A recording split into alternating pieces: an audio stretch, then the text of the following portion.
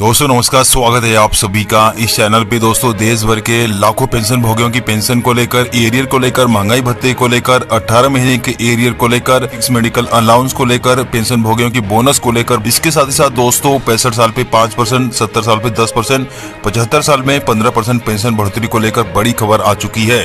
दोस्तों पूरी खबर को हम लोग जानेंगे, उससे पहले आप इस वीडियो को अपनी तरफ से लाइक कर दीजिए, क्योंकि आपके लाइक ही हमारी मेहनत का फल होता है। तो चलिए दोस्तों एक एक करके सभी खबरों को जान लेते हैं। जी हाँ, तो पहली बड़ी खबर आ रही है कि कोरोना के पहले सीनियर सिटीजन पेंशन भोगियों को रेलवे किराए में 50% छूट दी जाती थी, लेकिन दोस्तों कोरोना के समय इसको बंद कर दिया गया था। उसके बाद दोस्तों उसको अभी तक स्टार्ट नहीं किया गया है, यानी कि अभी तक इसकी बहाली नहीं हो पाई है। उसके बाद दोस्तों इसको बहाल करवाने के लिए बहुत सारे पेंशन भोगी संगठनों सीनियर सिटीजन की तरफ से केंद्र सरकार से गुहार लगाई, लेकिन दोस्तों केंद्र सरकार ने पेंशन भोगियों की सीनियर सिटीजन की बात को अनसुना कर दिया। ऐसे में बहुत सारे जो सीनियर सिटीजन है वो सुप्रीम कोर्ट का रुख कर चुके थे और सुप्रीम कोर्ट में याचिका डाली थी, जिसके बाद सुप्रीम कोर्ट ने इसके ऊपर सुनवाई की। सुप्रीम कोर्ट ने इस केस के ऊपर कहा कि यह केंद्र सरकार का नीतिगत फैसला है, इसके ऊपर सुप्रीम कोर्ट कुछ नहीं कर सकती है। केंद्र सरकार को जब देना होगा तो केंद्र सरकार निर्णय लेगी, केंद्र सरकार का ये नीतिगत फैसला है, सुप्रीम कोर्ट इसके ऊपर हस्तक्षेप नहीं कर सकता है। ऐसे में दोस्तों सुप्रीम कोर्ट भी इस मैटर में नहीं पड़ना चाहती है। वहीं दोस्तों अगली बड़ी खबर आ चुकी है सीएचएस कार्ड को लेकर। जी हाँ, सीएचएस कार्ड को लेकर बहुत ही बड़ी खबर आ चुकी है। केंद्र सरकार ने एक इंपॉर्टेंट सर्कुलर जारी किया है, जिसमें कहा है कि सेंट्रल गवर्नमेंट हेल्थ स्कीम का जो कार्ड है वो सभी वेलनेस सेंटर पे मान्य होंगे। पेंशन भोगी 3 महीने तक के लिए दवाइयां एक साथ ले सकते हैं। प्राइवेट हॉस्पिटल में अगर पेंशन भोगी इलाज कराना चाहते हैं तो पेंशन भोगी किसी भी वेलनेस सेंटर से रेफरल ले सकते हैं। जी हाँ, पेंशन भोगी रहते कहीं और है, लेकिन अगर कहीं भी वे दिखा रहे हैं तो कहीं से भी वे रेफरल ले सकते हैं, उनको उसी जगह पे रेफरल लेने की जरूरत नहीं पड़ेगी। वहीं में दोस्तों जिस सिटी में पेंशन भोगी अपना इलाज करा रहे हैं तो वहीं से वे मेडिकल रिम्बर्समेंट के लिए दावा कर सकते हैं। दोस्तों यहाँ पे बहुत ही बड़ी खुशखबरी सीएचएस कार्ड को लेकर मिली है। वही भी दोस्तों आपको बता दूं कि सीएचएस को लेकर एक संशोधन कर दिया गया है। जी हाँ, तो आप कर्मचारी पेंशन भोगी अपने सास ससुर को भी इसमें शामिल कर सकते हैं। जी हाँ, तो बहुत ही बड़ी खबर आ चुकी है कि सीएचएस का फायदा उठाने के लिए अब कर्मचारी और पेंशन भोगी अपने माता पिता के अलावा अपने सास ससुर को भी इसका लाभार्थी बना सकते हैं। पहले यह सुविधा केवल महिलाओं को मिलती थी, लेकिन दोस्तों अब पुरुष कर्मचारियों के साथ ही साथ पेंशन भोगियों के लिए यह सुविधा प्रोवाइड कर दी गई है। वहीं दोस्तों अगली बड़ी खबर आ चुकी है, एमएसपी का फायदा 1 जनवरी 2006 से दिया जाए। इसको लेकर बड़े समय से लंबे समय से पेंशन भोगी डिमांड कर रहे हैं। उसके बाद दोस्तों संसदीय समिति ने भी इसके ऊपर मुहर लगाई थी कि ऐसे पेंशन भोगियों को 1 जनवरी 2006 से इसका फायदा दिया जाए, क्योंकि दोस्तों जो 6वां वेतन आयोग लागू किया गया था वो 1 जनवरी 2006 से सभी फायदे दिए गए थे, लेकिन एमएसपी का जो फायदा है वो 2008 से दिया गया था। तो संसदीय समिति ने इसके ऊपर मुहर लगाई थी। उसके बाद दोस्तों केंद्र सरकार को रेफर किया था, लेकिन दोस्तों केंद्र सरकार मान नहीं रही है और एमएसपी का फायदा 1 जनवरी 2006 से नहीं दे रही है। बाद में दोस्तों सुप्रीम कोर्ट में मैटर गया था और सुप्रीम कोर्ट ने भी सभी फायदे 1 जनवरी 2006 से देने की बात कही थी, लेकिन दोस्तों केंद्र सरकार सुप्रीम कोर्ट की बातों को भी अनसुना कर रही है। लेकिन दोस्तों बहुत ही जल्द एमएसपी का फायदा आपको जनवरी 2006 से ही मिलने वाला है, क्योंकि दोस्तों सुप्रीम कोर्ट इसके ऊपर सख्त होने वाला है। केंद्र सरकार को इसके लिए सर्कुलर जारी करना पड़ेगा। वहीं दोस्तों अगली बड़ी खबर आ रही है, डीए 50% होते ही आपकी बेसिक पेंशन बेसिक सैलरी में बढ़ोतरी होने वाली है। जी हाँ, मीडिया में इस तरह की खबरें आ रही है कि जैसे ही डीए 50% होगा तो आपकी बेसिक सैलरी और बेसिक पेंशन में बढ़ोतरी होगी।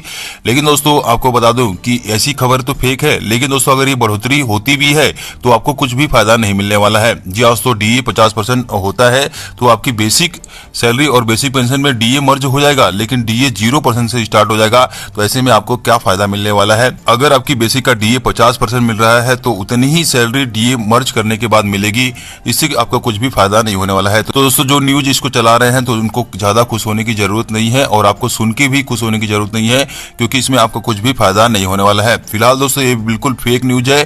डीए 50% होने पे आपका बेसिक सैलरी बेसिक पेंशन नहीं बढ़ने वाला है। डीए 50% जब होगा तो आपका केवल एचआरए बढ़ेगा और ग्रेजुएटी में 5% की बढ़ोतरी होने वाली है।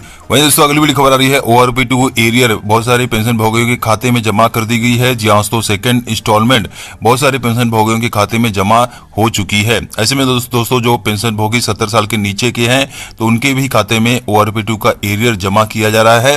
लेकिन दोस्तों जिनको अभी तक नहीं मिला है तो उनको घबराने की जरूरत नहीं है। नोडल अधिकारी ने बताया है कि उनको भी जल्द जमा किया जाएगा उनके खाते में। ORP सभी को दिया जा रहा है, इसमें कोई घबराए नहीं।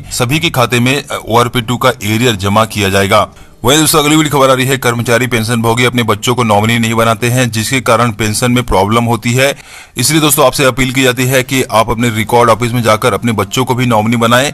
नॉमिनी के लिए अपने बच्चों को भी ऐड कराएं, क्योंकि दोस्तों बाय चांस अगर आप नहीं रहते हैं या आपकी पत्नी नहीं रहती है तो आपके बच्चों को फैमिली पेंशन रेफर की जाती है, फॉरवर्ड की जाती है। ऐसे में दोस्तों आपके बच्चों का नाम रहेगा तो आप फैमिली पेंशन मिलने में कोई कठिनाई नहीं होगी। इसलिए आप अपने सर्विस रिकॉर्ड में अपने बच्चों का नाम जरूर से जरूर ऐड कराएं। वहीं दोस्तों अगली बड़ी खबर आ रही है, सुप्रीम कोर्ट का बहुत ही बड़ा फैसला आया है। सुप्रीम कोर्ट ने कहा है कि अनुशासन सैन्य बलों की पहचान है, इससे समझौता नहीं किया जा सकता है। जहां तो बड़ी खबर आ चुकी है कि जस्टिस हिमा कोहली और जस्टिस राजेश जिंदल की पीठ ने अनुमति से अधिक छुट्टी पर रहने के कारण सेवा से हटाए गए सैन्यकर्मी की याचिका को खारिज करते हुए ये बात कही है। जहां तो सुप्रीम कोर्ट का बड़ा फैसला, अनुशासन सैन्य बलों की पहचान है, इससे समझौता नहीं किया जा सकता। वहीं दोस्तों अगली बड़ी खबर आ रही है आपके महंगाई भत्ते को लेकर। जी हाँ दोस्तों, महंगाई भत्ता 42% से बढ़कर 46% हो गया है। अगले महीने केंद्रीय कैबिनेट की बैठक होने वाली है, उस बैठक में इसका ऐलान होने वाला है और अक्टूबर महीने की सैलरी पेंशन के साथ 46% डीए का भुगतान किया जाएगा। जुलाई, अगस्त और सितंबर ये 3 महीनों का एरियर भी आपको मिलने वाला है। वहीं दोस्तों अगली बड़ी खबर आ रही है, इस बार दिवाली में पेंशन भोगियों को भी बोनस का फायदा दिया जाए। जी हाँ दोस्तों, आपको बता दूं कि केंद्रीय कर्मचारियों को जिस प्रकार से बोनस का फायदा मिलता है, उसी प्रकार पेंशन भोगियों को भी बोनस का फायदा मिलना चाहिए। जिस प्रकार से उनकी बेसिक की आधी पेंशन मिलती है, उसी प्रकार से बोनस भी एटलीस्ट आधा मिलना चाहिए। उसी को लेकर पेंशन भोगी संगठन राष्ट्रपति को एक लेटर भेज चुके हैं और पेंशन धारकों को भी बोनस मिलना चाहिए, इसकी मांग कर रहे हैं। अंततः इसके ऊपर फैसला आ सकता है और पेंशन भोगियों को भी बोनस मिलने की संभावना दिखाई दे रही है। वहीं दोस्तों पेंशन भोगियों को 79 ईयर पूरी करते ही एडिशनल पेंशन का भुगतान किया जाएगा। जहां तो गुवाहाटी हाईकोर्ट के बाद मद्रास हाईकोर्ट का फैसला आया, उसके बाद दिल्ली AFT का फैसला आया कि 79 ईयर जैसे ही पेंशन भोगी पूरी कर लेते हैं तो उनकी बेसिक पेंशन में 20% की बढ़ोतरी की जाएगी। अभी के नियम के हिसाब से 80 साल पूरा होने के बाद 20% की बढ़ोतरी की जाती है, लेकिन दोस्तों पेंच यहीं फंसा था। बहुत सारे कर्मचारी पेंशन भोगी सुप्रीम कोर्ट का रुख किए थे, तो सुप्रीम कोर्ट का बड़ा फैसला आया है कि 79 ईयर पूरी करते ही पेंशन भोगियों की बेसिक पेंशन में 20% की बढ़ोतरी की जाए। कि जैसे ही पेंशन भोगी 79 ईयर की उम्र पूरी कर लेते हैं और 80 साल में प्रवेश कर जाते हैं तो उनकी बेसिक पेंशन में 20% की बढ़ोतरी की जाए। उसी प्रकार 84 साल की उम्र पूरी कर लेते हैं और 85 साल में प्रवेश कर जाते हैं तो उनकी बेसिक पेंशन में 30% की बढ़ोतरी की जाए। ऐसे में दोस्तों आपके लिए अच्छी खबर आ रही है कि आपको 80 साल पूरी करने की जरूरत नहीं है। 79 ईयर पूरी करते ही आपकी बेसिक पेंशन में 20% की बढ़ोतरी की जाएगी। मद्रास हाईकोर्ट के बाद, गुवाहाटी हाईकोर्ट के बाद AFT का बड़ा फैसला आया है। ऐसे में दोस्तों यहाँ पे एक सर्कुलर जारी किया गया है, मेमो जारी किया गया है, जिसके द्वारा पेंशन भोगियों को अब एडिशनल पेंशन का भुगतान 79 ईयर पे ही किया जाएगा।